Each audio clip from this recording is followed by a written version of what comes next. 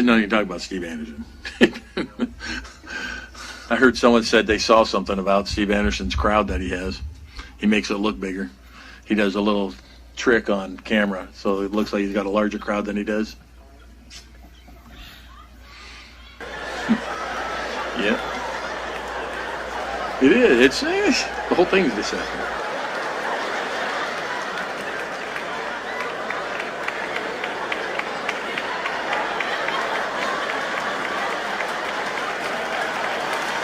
Okay, what is he even talking about? He's claiming that I do some kind of a trick to make the crowd look bigger than it really is. And notice how he started that statement. I heard somebody saw something that it's just like this weird hearsay.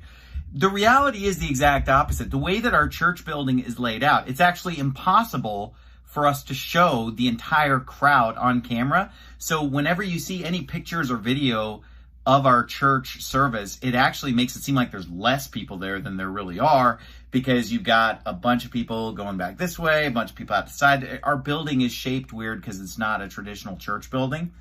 But, here, let me flash a few pictures on the screen here of our church. I guess this is some kind of CGI or something. Notice all the repeating faces. It's the same person over and over. What is this guy talking about? I mean, he just tells this bold-faced lie, this weird hearsay, strange accusation, and then some guy on the crowd says, that's deceptive. Well, here's the thing. These guys are constantly lying about the size of our church. The media is constantly lying about the size of our church. Earlier in the series, you saw where people are claiming that there are only 60 people at our church, 70 people, or that the church is tiny. They keep saying that over and over. It's small, it's tiny. Whereas I guarantee you that our church is bigger than every single one of these churches where these guys are attacking me, which is just absurd. And look, there's nothing wrong with having a small church, but guess what? We don't. So quit accusing us of that. Our church runs over 300 on Sunday mornings, and we run typically over 200 on our evening services.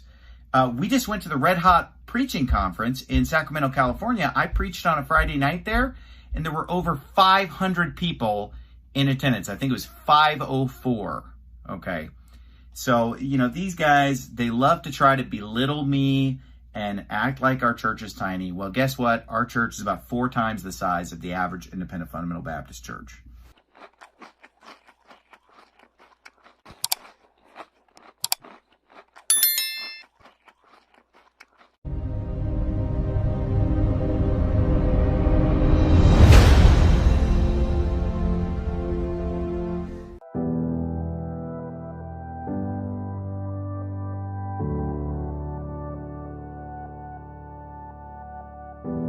The Bible's really clear on salvation. It's not based on how good you are. A lot of people think they're pretty good, and yeah, they're going to get to heaven because they're pretty good. But the Bible says, for all have sinned and come short of the glory of God. The Bible says, as it is written, there is none righteous, no, not one. I'm not righteous, you're not righteous. And if it were our goodness that would get us into heaven, none of us would be going.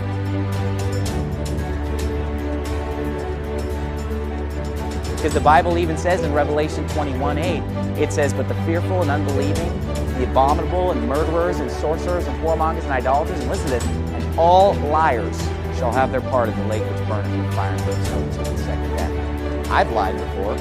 Everybody's lied before. So we've all sinned, and we've done stuff worse than lying, let's face it.